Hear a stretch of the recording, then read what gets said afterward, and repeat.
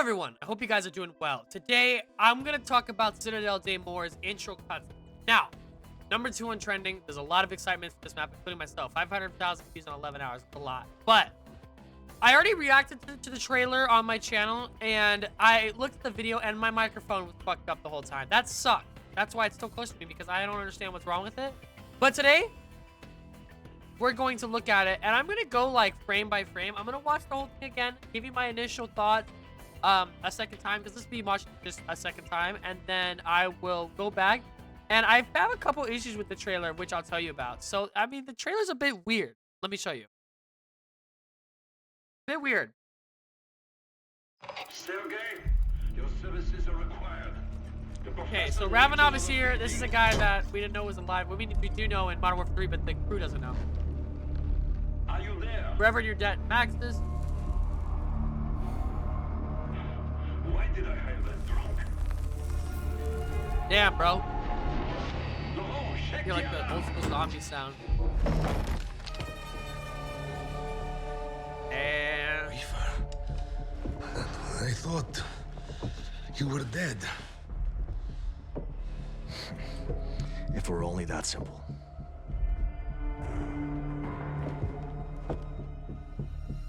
Why the fuck is this rat bastard with you?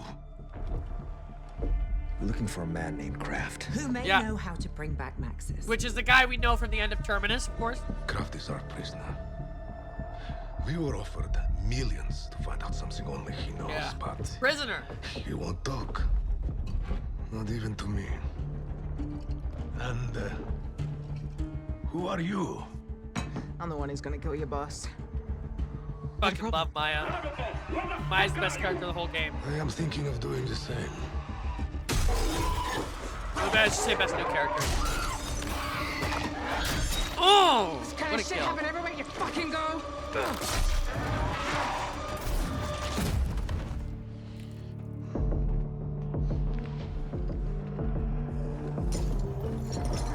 We're in no condition to fight.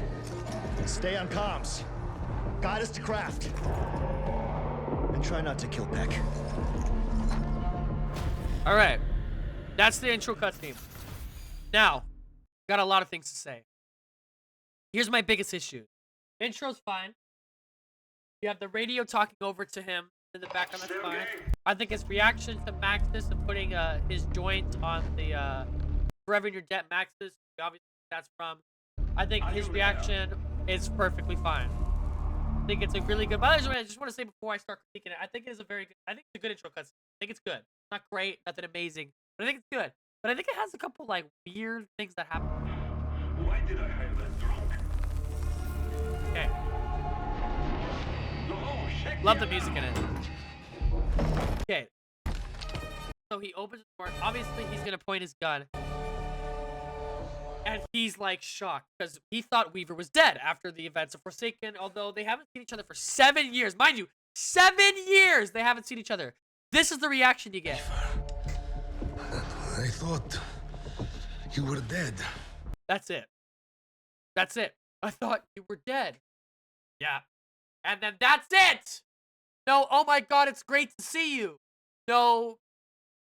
Like, I mean, like, he was shocked for a second, but then he was like, well, I guess it makes sense. Like, it's weird. If it were only that simple. Alright, that's a good response.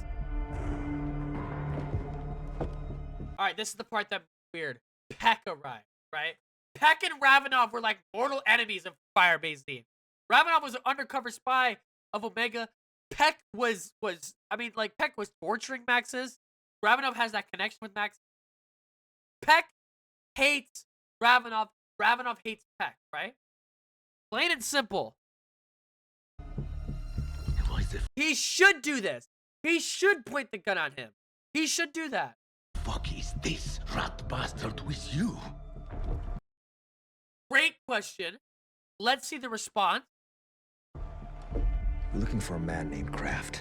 He doesn't even respond. He just is like, don't worry about it. We're looking for a guy. What? You're trying to get me invested in these characters, and weird dynamic between Peck and Ravenov, and Peck and the rest. I know Peck brings them out of prison. Ravenov doesn't even know that they're there. He doesn't even know, or he thinks that they're dead there, whichever one it is. And then Peck, he says, "What the fuck is he doing here?" Ravenov, great question. Peck doesn't even respond. What? Where is Peck's response? Where is Ravenov? Ravenov should have fucking pulled the trigger. Or at least, like, be more like, nah, give me a fucking response, or else I'm gonna deck this dude. I'm gonna put my switch on his dome and pop his shit. Why is it like, calm down, Ravenov. He only tried to torture you. He only hated you. He only tortured your friend. He only was against you for all of the Cold War. But it's been years, so we're good now. What? That doesn't make sense.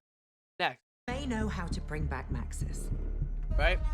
Obviously, this gets a response out of Ravenov. He wants to see Max back. That makes sense. Cool. Kraft is our prisoner. So, his mind is moved different spots. Now he doesn't even have to mention Max. That's fine. Because now he's thinking about Max. And Max in his mind is more important than Max. It is, right?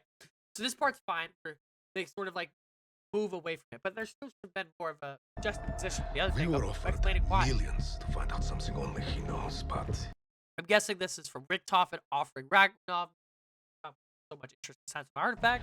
he won't talk. This is the best part of the whole cutscene, by the way. Maya right here is the best part of the whole Not cutscene. even to me.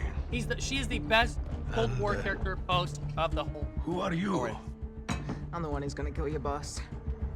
Love the accent too. Is that a problem? Maybe it's because she's bad. Oh, What the fuck are you? I am thinking of doing the same. great. Great. Like that. Makes sense. Move on. That's a great part of the cutscene. This is what saves it, is that little interaction between the two of them, because that's what I'm more interested in that than really anything else, honestly. But we can keep going. Alright. What a dope shot, by the way, of her just lunging. Right? There's Peck in the corner here. Very nice. Very nice. This kind of shit happen everywhere you fucking go. This is the craziest part of the entire cutscene. This is insane! She's the one that saves him! What? What? Okay, I'm getting a little too animated, but let me just explain this. You guys were mortal enemies for so long. I already explained all this. And because Weaver put your gun down, now you have the will to save him? To save him. Wouldn't it have made way more sense if that was happening? We watched Ravenov stare and do nothing, and like Carver or whatever other character had to save Peck. That would have made so much more sense. Why is Ravenov the one that saves him? Are they just best buddies now? Are they dapping each other up?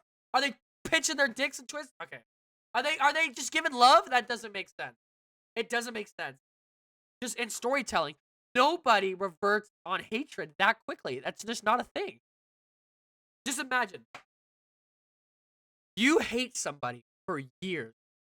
You then don't see them for 6 years. And then your friend walks in with them. You're like, why the fuck are they there? And your friend says, chill. It's all good. And then you are now best buddies with the person that you hated. That just doesn't make sense. It doesn't make sense. That's such a quick turnaround. Such a quick turnaround.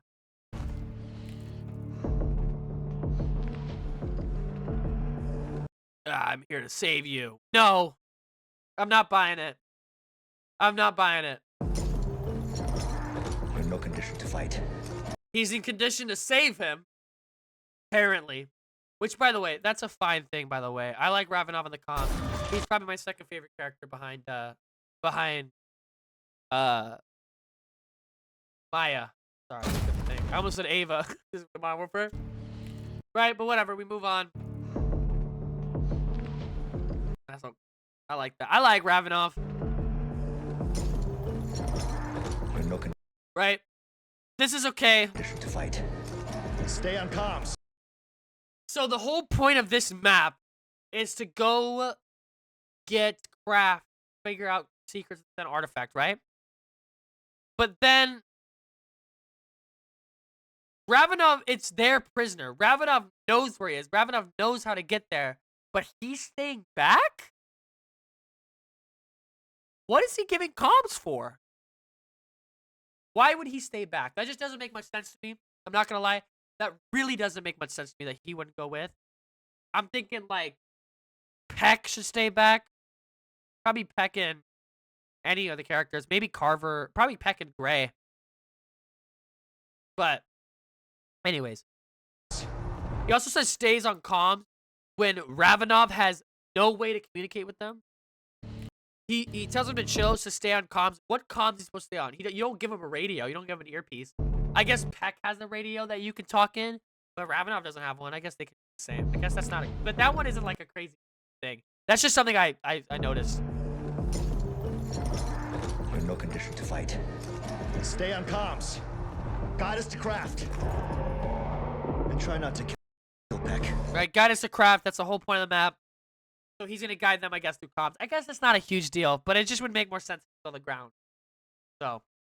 But I guess with the map, when you open it, go to Pack Punch, go to craft, he's going to be the guy saying, make sure to go through the castle. Go to the village, right? Because you're going to spawn.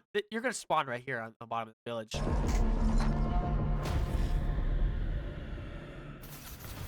So, what I don't like about this is Ravenov and Peck go from the biggest of mortal enemies to saving each other in a minute with no explanation because they both hate Richtofen and they both want answers out of craft. That's just not a good enough reason. It really isn't. Just not a good enough reason. And if you're going to try to come here and convince me that Ravenov's had all this hatred for him, and I understand Samantha is most important in all of this, right? Saving Samantha, I get that. But he doesn't say Peck has the answers. He doesn't say, Peck doesn't stand up for himself and go, Ravenov, I know we've had our differences, but we're doing this to save Samantha. And then Ravenov is like, what it should have been is that exact sequence. It should have been this exact sequence. Right? Weaver. Him shocked, oh my god, it's Weaver, but it should have gotten more reaction. You were dead. If it were only that simple. This would happen, right? Why the fuck is this rat bastard with you? That makes sense, right? That makes sense. Peck, Weaver should say what he says. Peck should say, at this moment, Peck should talk, and Peck should say, I know we've had our differences, and I understand, but my goal now is to save Samantha. That's what he should say. And then Ravenov should question him. Your goal is to save Samantha. You tortured her at Firebase. You tortured her in Vietnam. And then he should give his reason why he feels different. You know, why he feels like he's with them now, with Richtofen or whatever, Warheads. I don't know exactly the motive, but he should give that. This would give Peck a motive. This would give a lot of dialogue and strain in their relationship. I just feel like there's a missed opportunity there. And then on this end bit, I already mentioned this. He should have watched him get attacked. Someone else should have saved Peck. And Ravenov should have just watched. Because he can't trust him. He can't trust Peck. I'm not saying he shouldn't kill Peck. I'm just saying he should save him. But that's the whole thing. I know I just got pretty animated, but I feel like I'm making a little bit of sense. That relationship was concealed too quickly. These don't feel like real people. It feels like that they're just agreeing so that the plot can move forward. They need to feel like real people with real emotion, right? So that's just what I think. But we're gonna sit here and let Trek cook. I have been not critical at all of Black Ops 6. I'm loving every second of Black Ops 6. That's not gonna change. I know this map's gonna be great. I know the Easter eggs gonna be great. I have all the faith in the world to Trek. But this was just something that felt off to me, and I wanted to get it out to you guys. Thank you all so much for watching, guys. Enjoy. Make sure to leave a like, hit that subscribe button if you haven't already. My brothers in Christ, and I will see you all very, very soon.